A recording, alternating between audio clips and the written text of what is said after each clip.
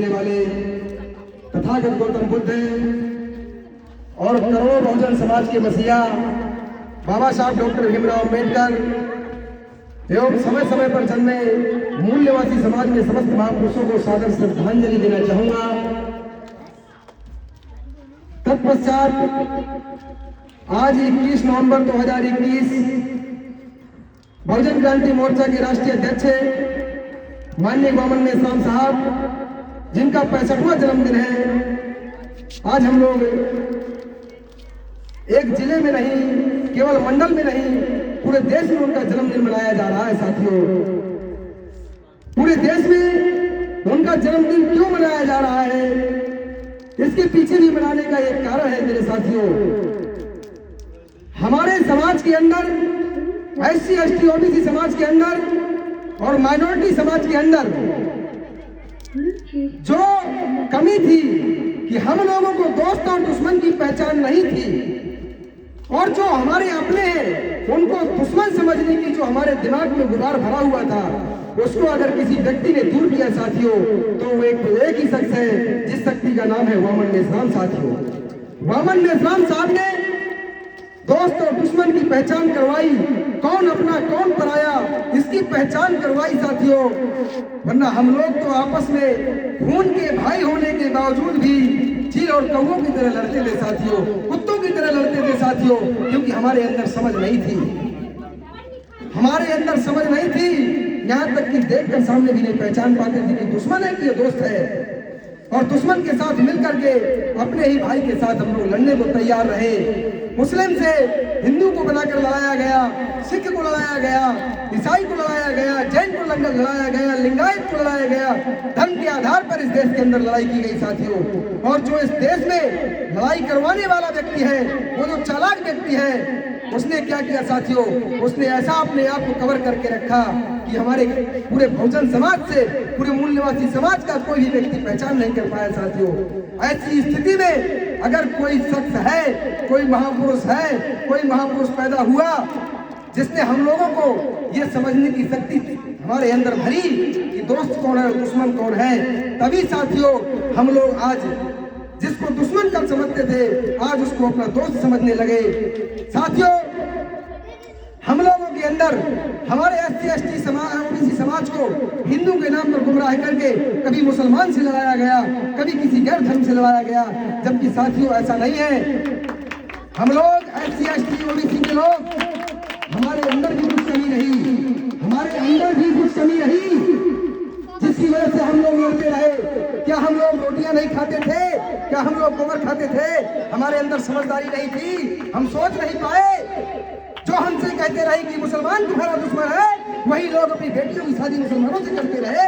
हमको ये समझ नहीं आया, यानी वो अपनी बेटी की शादी मुसलमान से कर रहा है और मुझे अपना दुश्मन बता रहा है, तो हमको उस बात को समझना चाहिए। हम लोगों के अंदर समझदारी कहाँ चली गई थी? हम लोगों की भी गलतियां थी और कहीं ना कहीं मुसलमान समाज के लोगों में भी गलतियां थी। इस्लाम में स्पष्ट लिखा हुआ है कि मजलूमों का साथ दो, जालिमों का खात्मा करो। क्या आज तक किसी मुसलमान भाई ने मजलूमों को ढूंढने की भी कोशिश की कि मजलूम कौन सा व्यक्ति है? कभी नहीं की। अरे ये SC ST OBC के लोग ही मजलूम थे। गलतियां आपकी भी रही और गलतियां हमारी भी रही, लेकिन पुरानी गलतियों को छोड़ो। बाबा साहब और डॉक्टर अम्बेडकर के जमाने में मुसलमान भाइयों ने कुल्ला, आदिपुर, जसपुर और फरीदपुर से OBC भाइयों ने और मुसलमान भाइयों ने चुनाव जितवा करके संसद में भेजा, तो तब साथ और अब साथ, अब मिलकर फिर से वही टाइम आ गया बाबा साहब अम्बेडकर की SC ST OBC के लोग और माइनॉरिटी के लोग एक साथ एक मंच के नीचे नहीं आते हैं, तब तक हम अलग अलग पिटाई होती रहेगी हम लोगों की, और अलग अलग तरीके से हम लोग मारे जाएंगे साथियों। इसलिए मैं आशा उम्मीद करता हूँ आप लोगों से कि अपनी समझ को खोलो, खुद समझो दुश्मन क्या चाहता है, उसकी भापो और हमें करना क्या है ये सीखो। ऐसे व्यक्ति जिसने हमको इतना सोचने समझने की क्षमता हमारे अंदर दी, ऐसे व्यक्ति का जन्मदिन है साथियों। माननीय वामन मेश्राम साहब, जो कि कांग्रेस के राष्ट्रीय अध्यक्ष है, भारत मुक्ति मोर्चा के राष्ट्रीय अध्यक्ष है और बहुजन क्रांति मोर्चा के राष्ट्रीय संयोजक है साथियों। ये वामसेव संगठन शायद कोई अगर परिचित न हो तो बता देना चाहूंगा, ये जो बाम सेफ संगठन है ये कोई ऐरा गहरा नत्थू खैरा संगठन नहीं है। ये वही संगठन है जिसने इस देश के सभी पूरे शूद्र समाज के गवर्नमेंट कर्मचारियों का संगठन तैयार करके रखा है। साथियों, गवर्नमेंट कर्मचारियों के साथ साथ 57 ऑफशूट विंग्स बनाए, 57 ऑफशूट विंग्स बनाए, जिसमें अलग अलग लोगों को जोड़ा गया कि भारत मुक्ति मोर्चा, बहुजन क्रांति मोर्चा, राष्ट्रीय मूल निवासी महिला संघ, भारतीय विद्यार्थी छात्र प्रकोष्ठ, भारतीय विद्यार्थी मोर्चा, राष्ट्रीय मुस्लिम मोर्चा। इस तरह से हमारे मेजबान साहब ने हजारों संगठनों को निर्माण किया, जिसमें 57 संगठन पूरे देश में कंटिन्यू चल रहे हैं और हर जिले में इसकी शाखा है। साथियों, क्योंकि अगर हमको दुश्मन से लड़ना है तो दुश्मन की बराबरी का हमको बनना पड़ेगा। दुश्मन से लड़ना है तो दुश्मन की बराबरी का बनना पड़ेगा।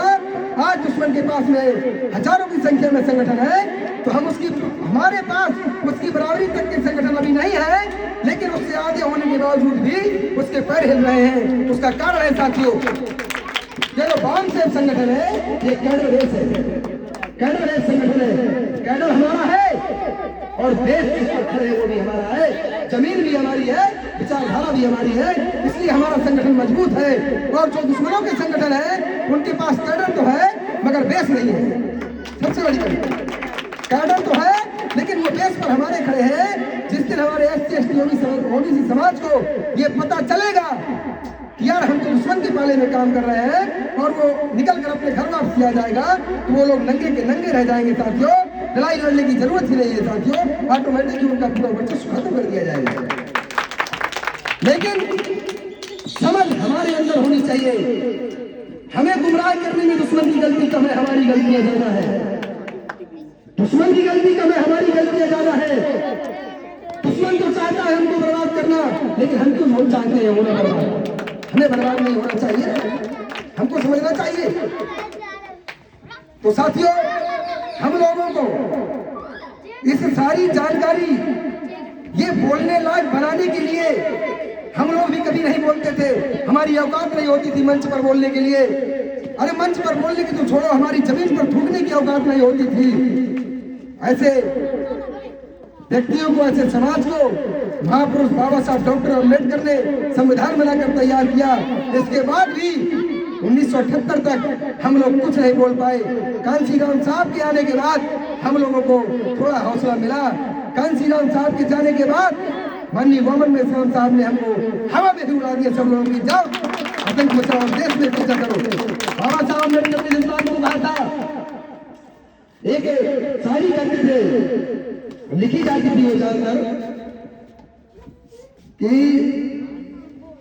कांशीराम कैसा, बाबा साहब नहीं, बहुजन समाज के लोगों जागो, बहुजन समाज के लोगों जागो। लेकिन अब मैं कहूंगा कि मूल निवासी समाज के लोगों जागो, वामन मेश्राम ने तुम्हें बुलाया है और बाबा साहब का इशारा समझो, पार्लियामेंट तुम्हारा है।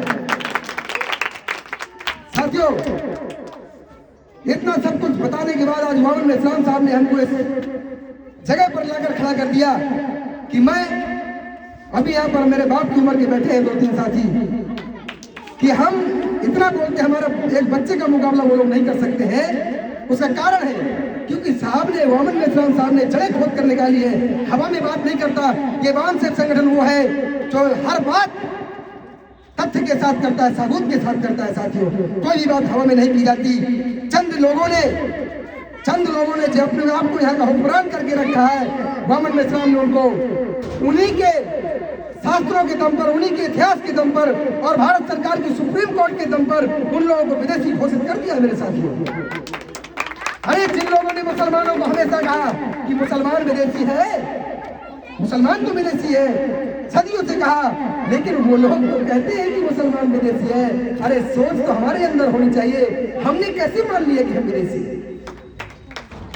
वो कहते हैं मुसलमान अल्पसंख्यक है, अरे तो हम क्यों मान रहे हैं अल्पसंख्यक है? जो इसकी संख्या 3.5% इस देश के अंदर, और वो 18% के लोगों को कहता है तुम अल्पसंख्यक हो। यार समझने की बात, मुसलमान इस देश में 18% से लेकर 20% पहुंच गया और वो 3.5% का व्यक्ति कहता है मुसलमान विदेशी है, अल्पसंख्यक है।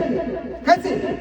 अरे हम लोगों की समझ नहीं है। जब तो वो कहता हूँ बोलो वो कैसे कह लेता हूँ बहुसंख्यक? अरे वो खुद अल्पसंख्यक है, बहुजन समाज के अंदर घुस करके अपने आप को बहुसंख्यक घोषित कर रहा है। मैं मुसलमानों के अपने हिंदू जो तथाकथित SC ST OBC के भाई है जो आज अपने आप को हिंदू कहते हैं उनसे बता देना चाहता हूँ कि आज का जो भारत में जो आज मुसलमान है वो कोई गैर नहीं है। लगभग 1100 से 1200 से 1300 ईसा पूर्व इस देश में सबसे पहले मोहम्मद बिन कासिम आया, इस्लाम का प्रचारक, अपने साथ 5 प्रचारकों को बुलाया। उस समय पर हमारे बहुजन समाज की SC ST OBC की वो दशा जिनकी गले में हड़िया, कमर में झाड़ू बंधी हुई थी और हम लोग जमीन पर थूक नहीं सकते थे, चल नहीं सकते थे। हमारी बहन बेटियों को स्तन ढकने की आजादी नहीं थी।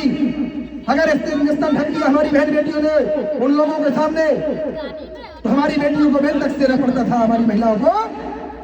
उस समय पर मोहम्मद बिन कासिम आया और उसने इस्लाम का प्रचार किया और हमारे SC ST OBC के भाइयों के साथ कहा कि आओ मैं तुम्हें गले लगाता हूँ और अपने साथ में तुम्हें भोजन करवाता हूँ। तो इसी SC ST OBC के लोगों ने जाकर इस्लाम को कबूल किया।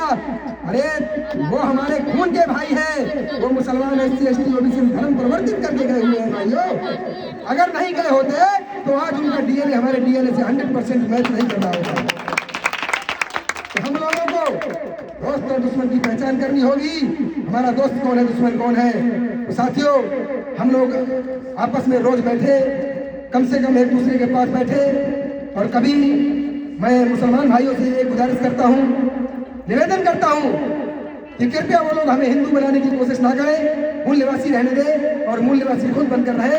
इस देश में इंसान की जरूरत है, धर्म की जरूरत नहीं है। धर्म पर चलिए, इस बात को मैं सब लोगों से कहता हूँ कि धर्म पर मान कर चलिए। और ऐसे मौके पर माननीय वामन मिश्राम साहब का जन्मदिन पूरी दुनिया में मनाया गया, पूरे देश में मनाया गया और हमारे जिले में भी 3 जगह मनाया गया। तो हमारे लिए खुशी की बात यह है कि हम लोगों को आज अपने मुस्लिम भाइयों के बीच मनाने का मौका मिला। बाबा साहब अम्बेडकर के जमाने में भी मुसलमानों ने बहुत सहयोग किया, तब जाकर डॉक्टर अम्बेडकर भारतीय संविधान की रचना कर पाए। और आज वामन मिश्राम साहब के साथ में भी मुस्लिम पर्सनल लॉ के राष्ट्रीय अध्यक्ष भी साथ में लगे हुए हैं।